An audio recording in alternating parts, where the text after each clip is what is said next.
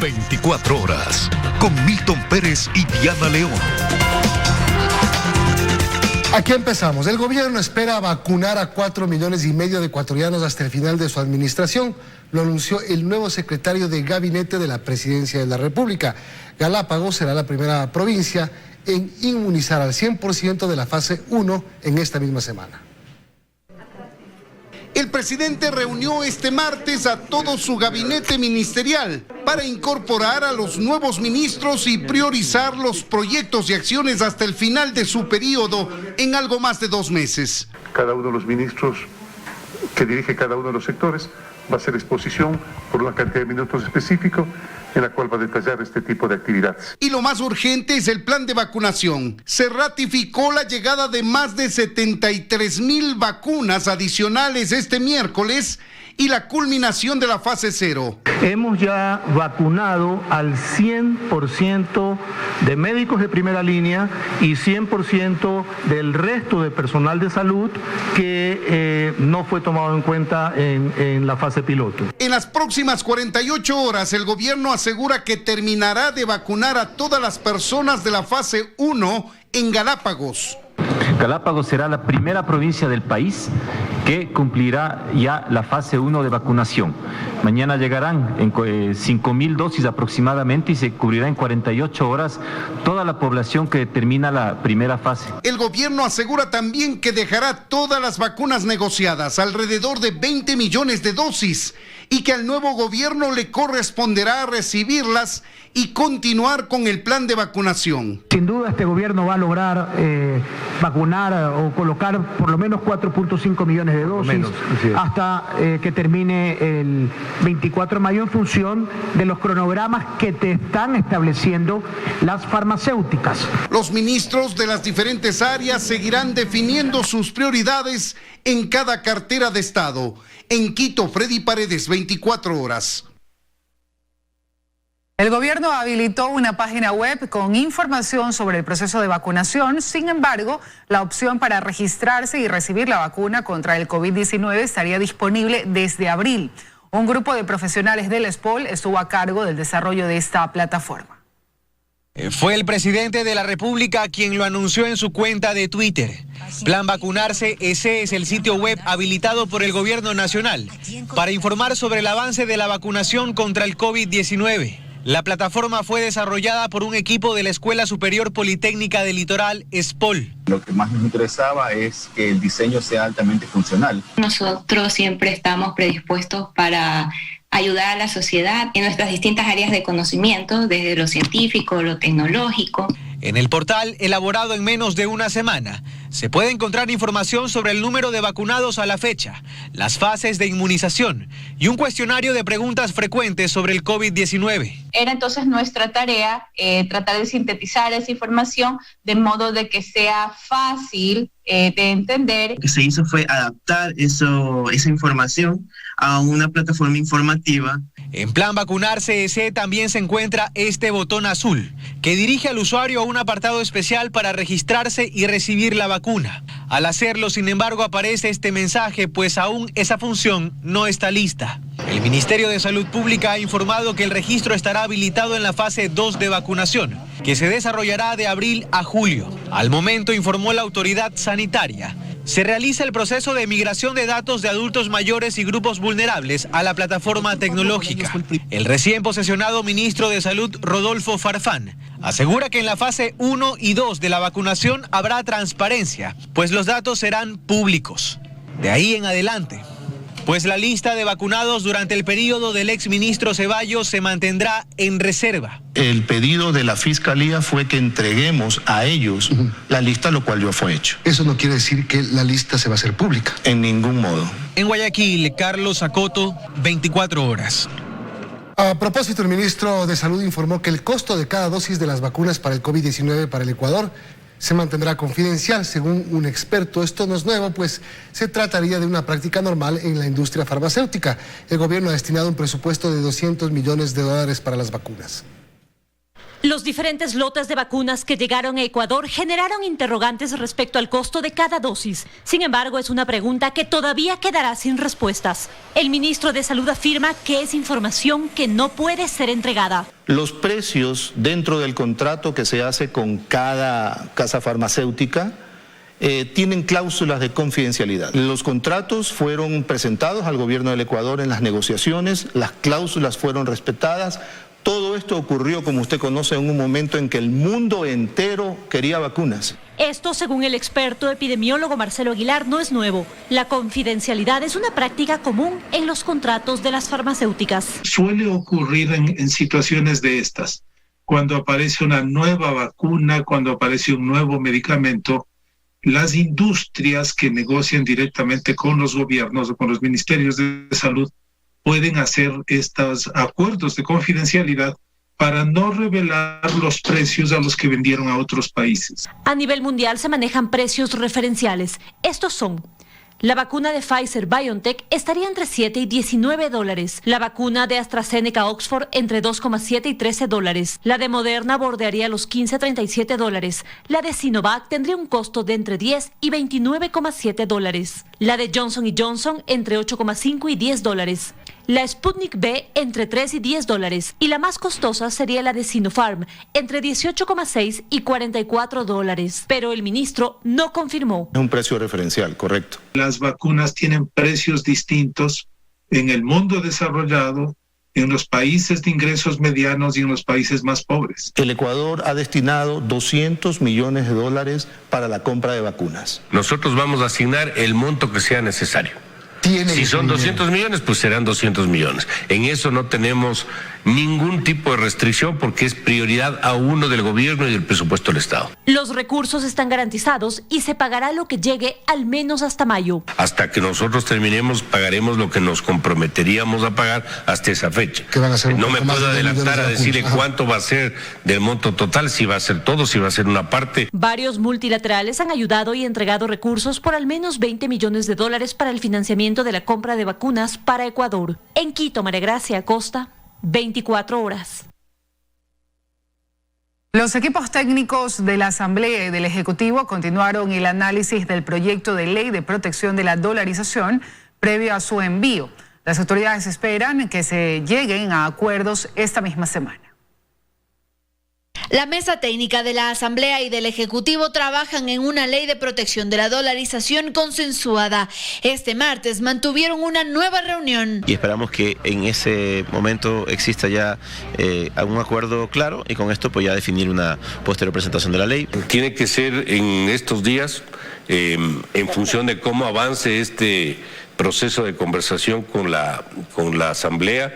Pero mientras eso sucede, según Litardo, algunos temas del proyecto se han logrado cambiar. La ley proponía en su texto original que quienes elijan los miembros del directorio del Banco Central sea la Asamblea, acción que es inconstitucional. El Estado garantice los pasivos de las instituciones financieras privadas, también era uno de los problemas también que tiene la ley, que también se están adaptando a la realidad actual. Hay líneas rojas que según el ministro no pueden cruzarse, como el objetivo de la ley, que es proteger la dolarización. Nosotros necesitamos tener un mecanismo que nos permita cuidar los dólares que están en el Banco Central para que no se repita lo que ya hicieron.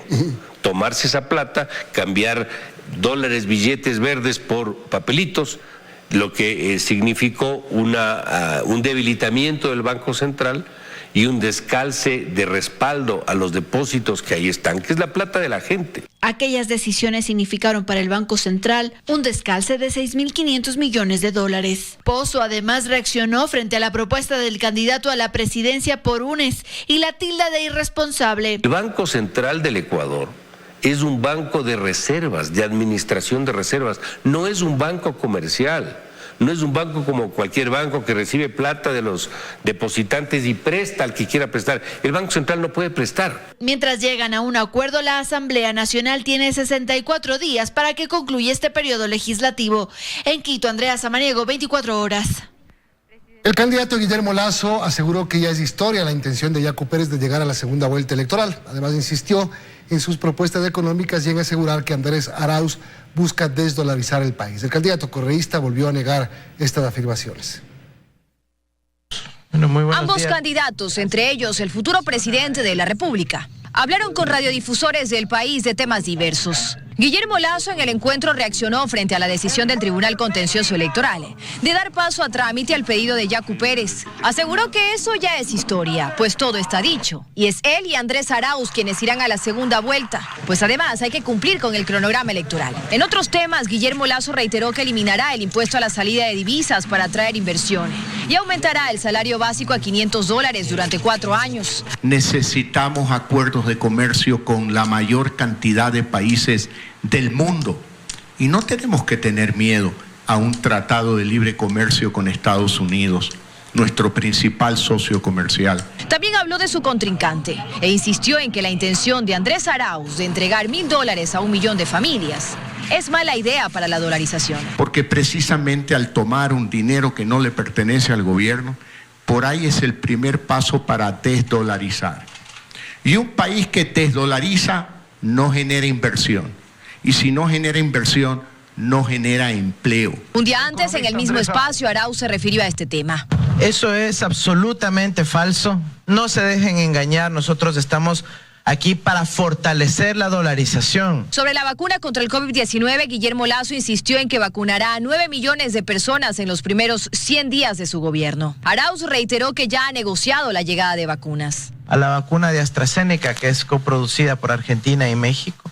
De hecho, los lotes que le corresponderían al Ecuador ya están en México siéndose envasados y llegarán al Ecuador a partir de mayo-junio. Tenemos conversaciones muy avanzadas con los proveedores de la vacuna Sputnik de Rusia. Aseguró que continuará con las negociaciones para la firma del acuerdo comercial con Estados Unidos, pero que defenderá el trabajo de los agricultores de la costa. También dijo que se buscará que se revele la identidad de los tenedores finales de bonos y que no le dará amnistía a Rafael Correa, que eso lo resolverá la justicia. Mientras que Guillermo Lasso reiteró su propuesta de entregar crédito al 1% de interés a los agricultores, subsidiada una parte por el Estado.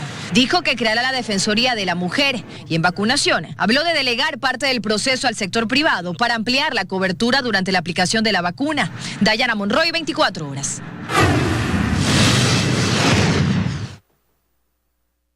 Otros temas. Personal del municipio de Guayaquil se encarga de la remoción de escombros después de la fuerte lluvia registrada ayer. Según técnicos del INAMI, las lluvias se mantendrán por unos días más. Que ha sido una de las lluvias más fuertes que se han registrado en Guayaquil en este último periodo invernal. Es lo que han indicado los técnicos del Instituto de Meteorología e Hidrología INAMI. La lluvia, que duró más de 5 horas desde la tarde de este lunes, causó estragos en diferentes puntos de la ciudad, desde calles anegadas, vehículos averiados e intenso tráfico. Así se veía la zona de Urdesa y así sociovivienda, con el agua hasta la cintura.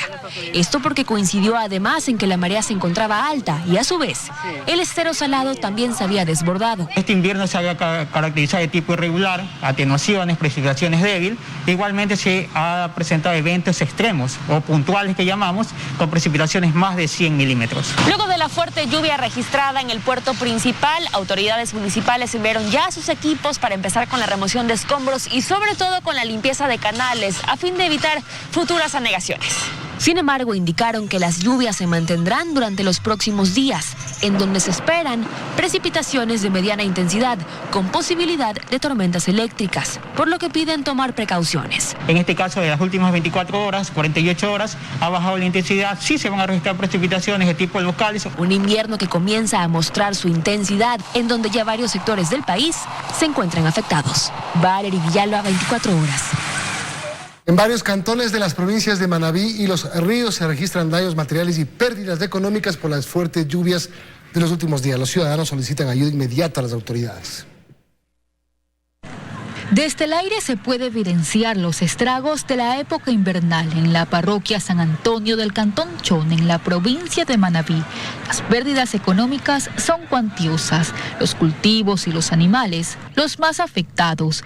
Equipos de la Cruz Roja Ecuatoriana ya se han desplegado en diferentes sectores para brindar atención. Las autoridades municipales también visitaron la represa del Cantón en búsqueda de soluciones. Se han dispuesto algunas acciones para poder mejorar coordinar la evacuación de las aguas de todo el valle de Río Chone. En las parroquias Calderón y Río Chico del cantón Portoviejo también se registran daños materiales. Las casas y las instituciones educativas están inundadas. A los ciudadanos se les dificulta llegar a sus viviendas. Aseguran que la situación es compleja. Por ello, claman por soluciones. Pérdida de lo que es más de cultivo de mata de verde. Aquí hay unas pérdidas de unas aves y un cultivo que tengo ahí de limones y de maracuyá.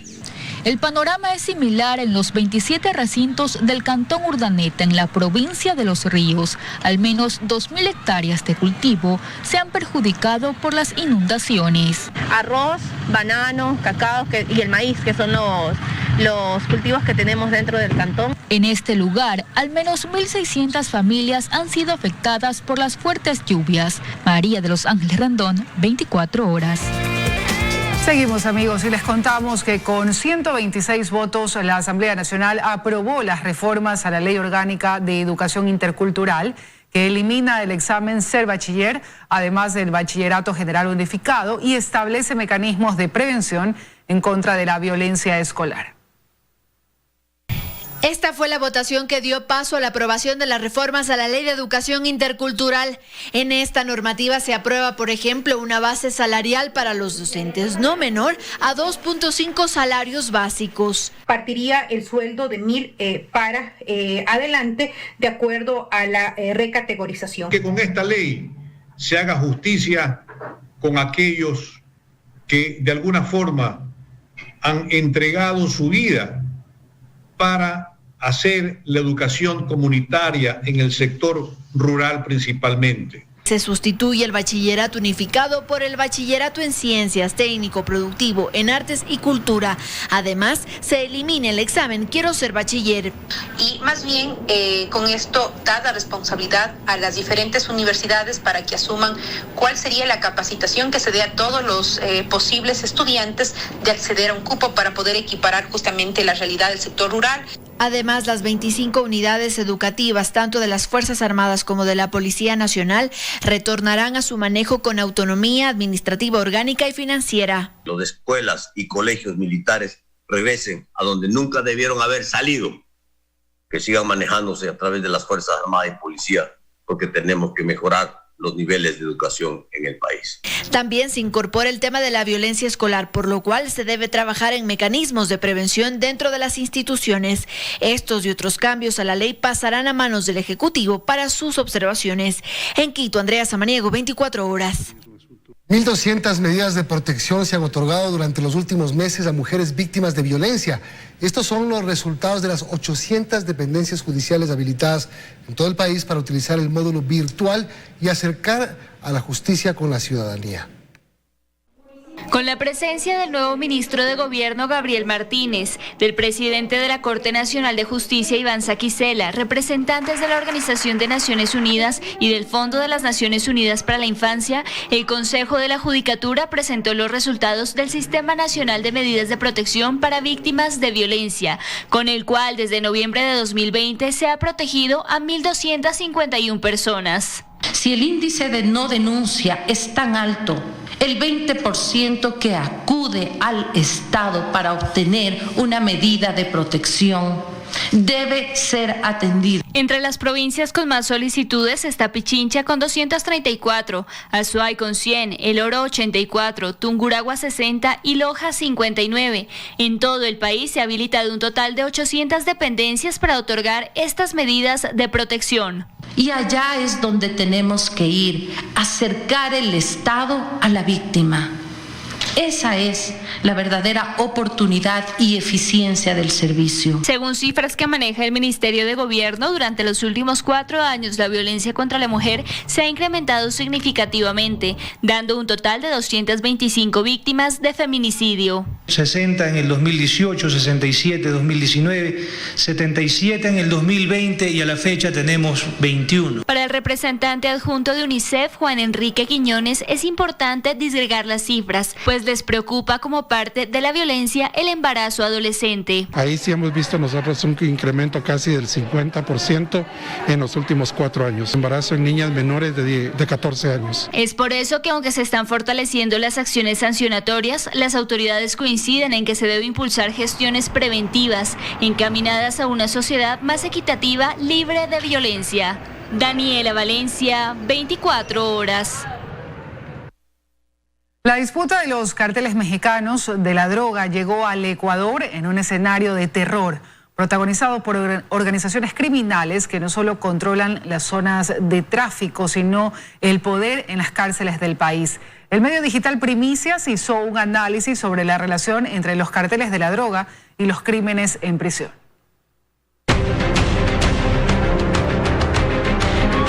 Las imágenes de lo ocurrido en las cárceles de Cotopaxi, Cuenca y Guayaquil hace pocos días serían el resultado de una disputa por el control de territorios de los carteles de la droga, que no es nuevo. Tienen presencia en Ecuador desde hace varios años.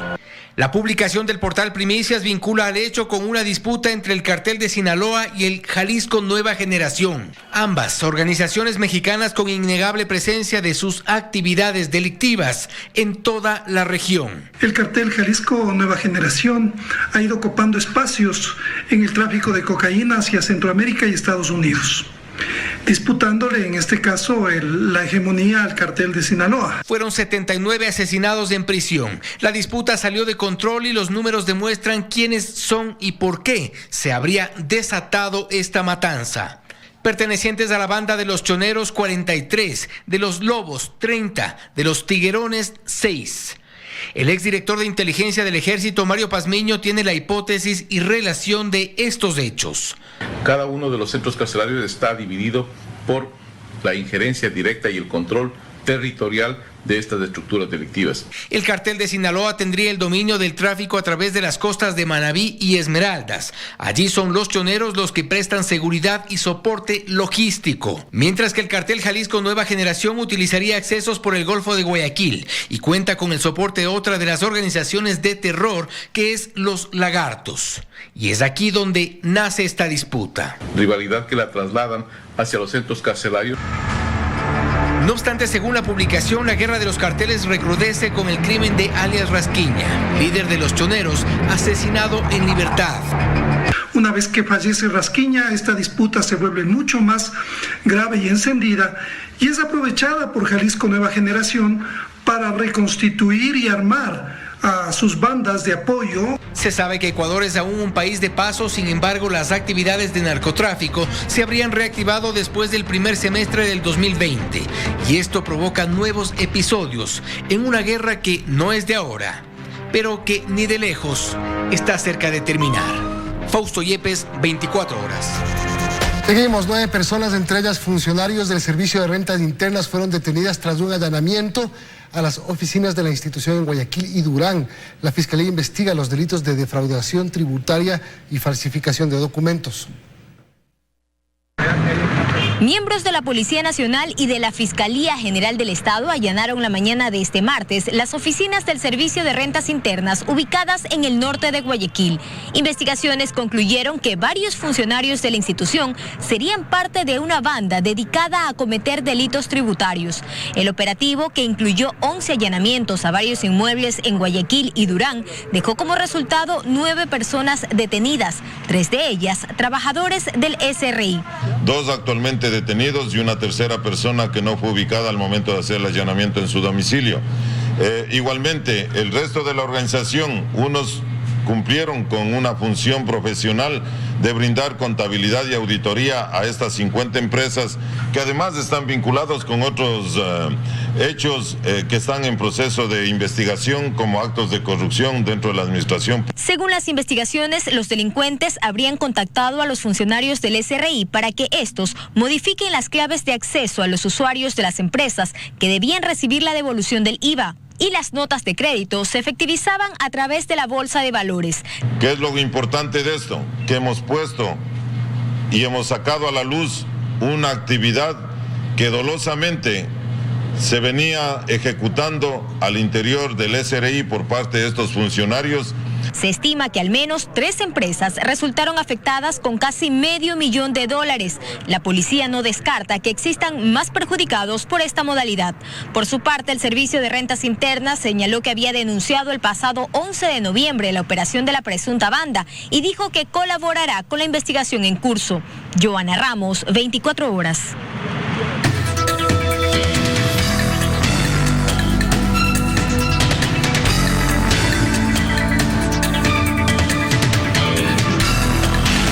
Por tu salud. Hola amigos, muy buenas noches, bienvenidos nuevamente a su segmento Por tu Salud. Soy el doctor Esteban Ortiz y hoy vamos a hablar sobre la situación del COVID-19 en el Ecuador.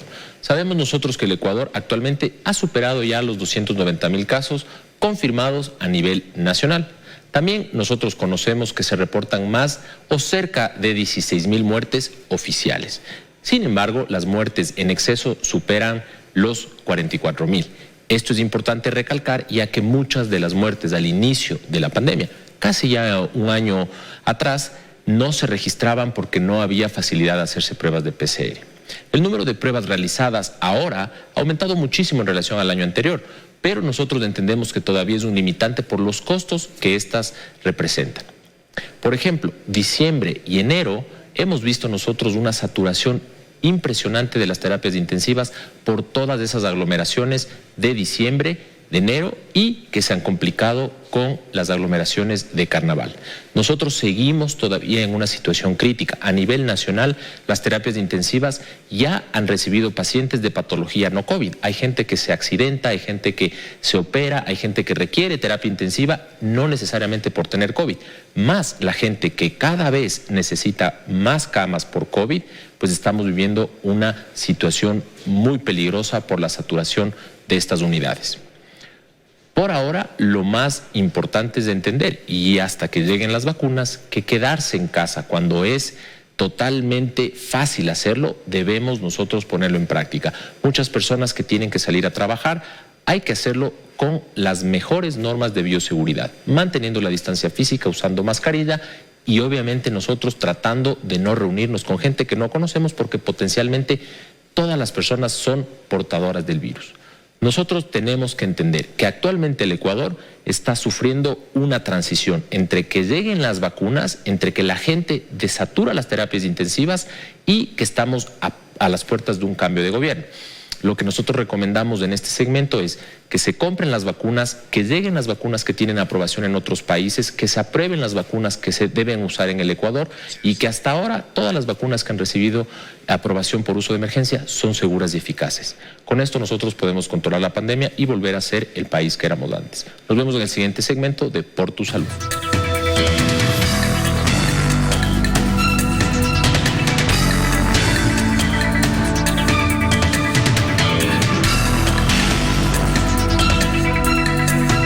Salud, con el auspicio de